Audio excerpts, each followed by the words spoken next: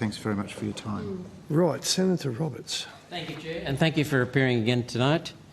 Ms Spence, are you the beneficiary of any, or you or any of your executive management or your board members, the beneficiaries of any benefits given from any airlines here in Australia?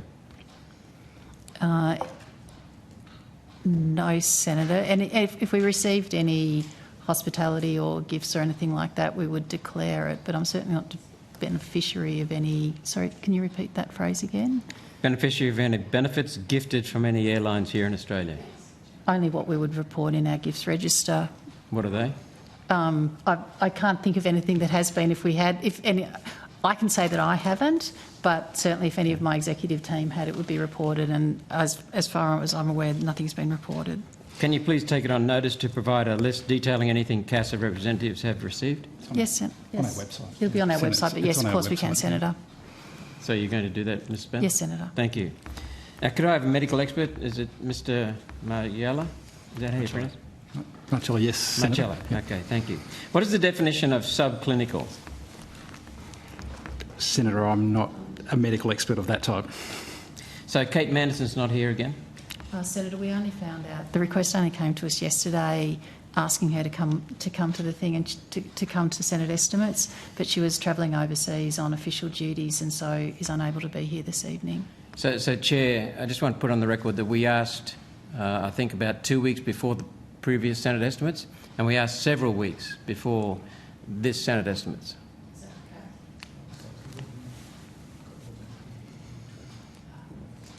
That's twice we've asked for Kate Manderson because of her role as a senior medical officer. So, Senator Roberts, just get your office to send copies of that to the committee. Okay. Senator, while I've got you, one thing probably I should have mentioned, of course, is a number of the executive team would get lounge membership by the airline, so I'll provide that on notice. Who's got those memberships? Like, for example, I've got a chairman's lounge membership. Thank you. Who's responsible, Mr Margiela, for passenger safety with regards to pilot and medical health evaluation and monitoring in Australia? Senator, we conduct medical certification, as we've spoken about before. Yep.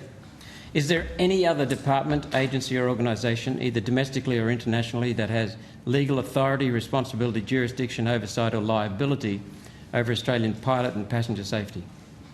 Senator, I'd imagine that employers have obligations for pilots, but when it comes to certification of pilots and whether they're fit to fly, that's our accountability. So, apart from private companies, employers, no government agency, department or organisation? When it comes to determining whether a pilot is fit to fly, that's our remit. So our remit is aviation safety and the medical certification that would support aviation safety. Thank you. So it's fair to say the buck stops with you or with CASA? Within the scope that I described, yes. Yep. So your website says that CASA uses multi-crew endorsements as a means of risk mitigation. Their use enables pilots to continue flying despite the presence of medically significant conditions which would otherwise pose an unacceptable risk to the safety of air navigation. How many pilots are currently flying passengers with a medically significant condition, CASA restriction, could result in a pilot incapacitation? Senator, there is a requirement for most airline aircraft, as you'd know, to have 2 pilots. That extends to safety mitigators well beyond medicine. I'm not sure exactly what your question is. I want to know how many pilots cannot fly alone. I could take that on notice, but it would be a very small number. Okay. Yep. Can you please provide on notice how many multi-crew endorsements CASA has issued by year over the last 5 years? By year, each year. We can take on notice just to see if that data is available. Thank you. How did you evaluate the aeromedical implications of the pilots taking the new mRNA technology injections, COVID injections, at low atmospheric conditions? Senator, we would not have made any evaluation of that. No evaluation? No. Okay. In an aeromedical context, do you consider that you have any additional responsibility to evaluate or at least surveil a new medical technology that only has provisional approval? No, Senator, we don't. Okay. But you told me you have responsibility for aero health monitoring.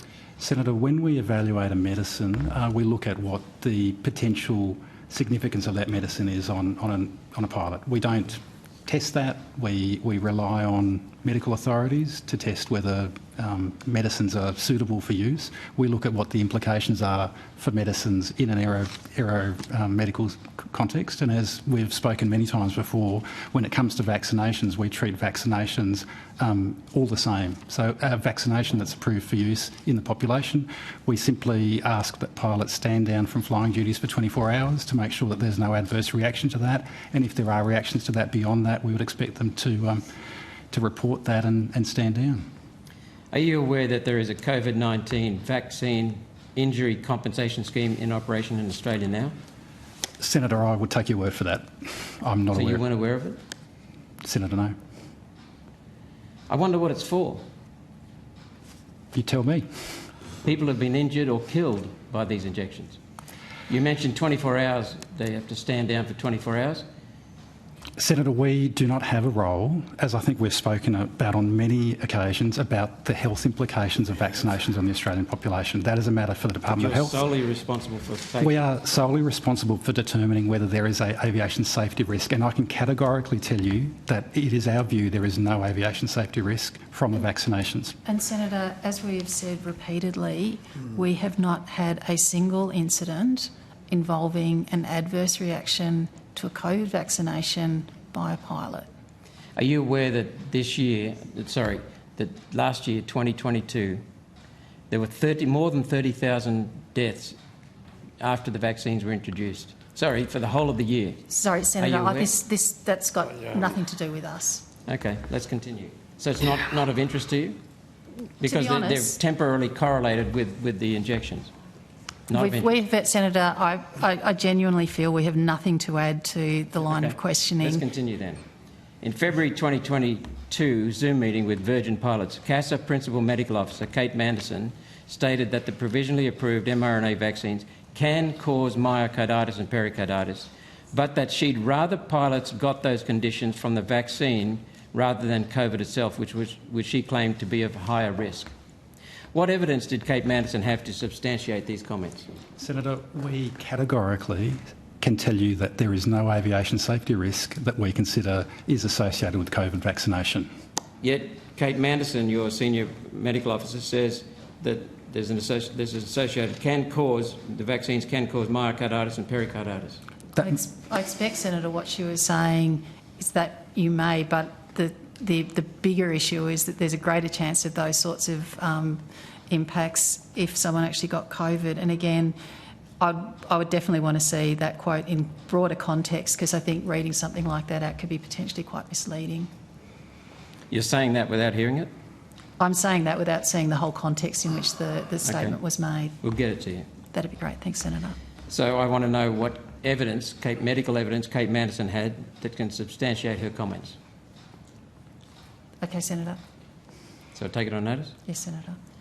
So I asked you on notice, SQ 23-003393, to provide me the rates of significant diseases over the previous 5 years for the following conditions: pericarditis and myocarditis, thrombosis with thrombocytopenia syndrome, immune thrombocytopenic purpura, capillary leak syndrome, Guillain-Barré syndrome, any cardiac-related conditions or injuries, any immune-related conditions or injuries.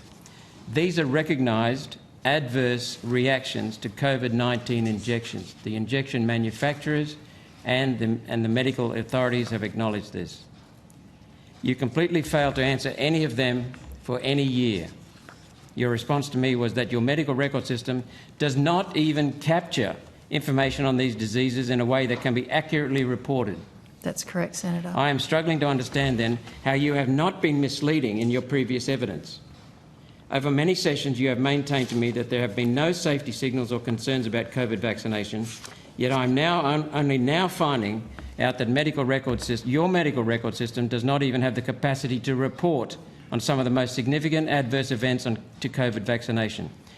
How can you maintain there's nothing in the data to indicate a concern when you don't have the data? You're literally flying blind. Well, Senator, we haven't had any incidents associated with COVID vaccination, so there is no data because there are no incidents. I'm sorry, Senator, I don't know how much clearer I can be. But you can't measure this. We haven't had an incident to measure it with, though, Senator. Sorry, Senator Robertson and Spencer, I'm loath to do this, but Senator Roberts, I could go to standing order, and I can't remember the number, but it's titled tedious repetition. I know you've been asking these questions in and out. I don't know how anyone in CASA can explain to you any more that they don't have any more evidence. You have the call, Senator Roberts, and Senator McDonald is waiting patiently as well, but we've all waited patiently all day, so you keep going. Does CASA still maintain that it is unaware of any pilot grounded with a COVID vaccine injury? Yes, Senator. Okay. I find it hard to believe, given the rates of adverse events that are huge and startling, that no pilots have it, but every other citizen does, every other category of citizen does. What supervision of Qantas engine trend monitoring is undertaken by CASA, given that there have been a significant amount of incidents over the near past? Senator, is this around issues around the turnarounds with Qantas aircraft? Is that what? It's air incidents. I've got data. Oh. Can I table this, Chair? Yes, of course.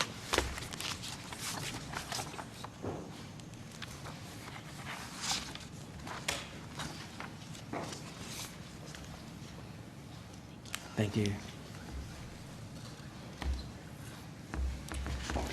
Senator, if what I understand is correct, and you're talking about sort of some of the media coverage around the number of turnarounds because of potential concerns with aircraft safety, we've done an analysis over a 10-year time frame saying there's been no material increase in the number or severity of air turnback type occurrences in 2023 to date. So perhaps you could tell me on notice whether or not the list I've just given you from a whistleblower is normal or abnormal. Senator, certainly I'll be happy to do that, but as I said, based on the analysis that we've done, there hasn't actually been any material increase in the number or severity of air turnbacks. But that's on the analysis that we've done. I'll take on notice based on the list that you've just provided us.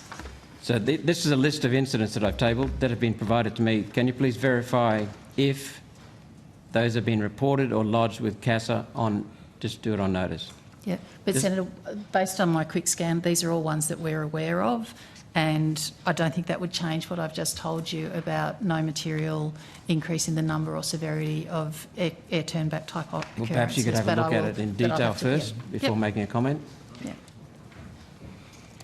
And I'd like to know, is this surprising or normal? I think that's what I was just telling you, Senator. I understand, but I'd like to know once you've had a look at it, not before you've had a look at it. I would be surprised if it's normal. Thank you, Chair. Thank you, Senator Roberts. Senator McDonald. Thank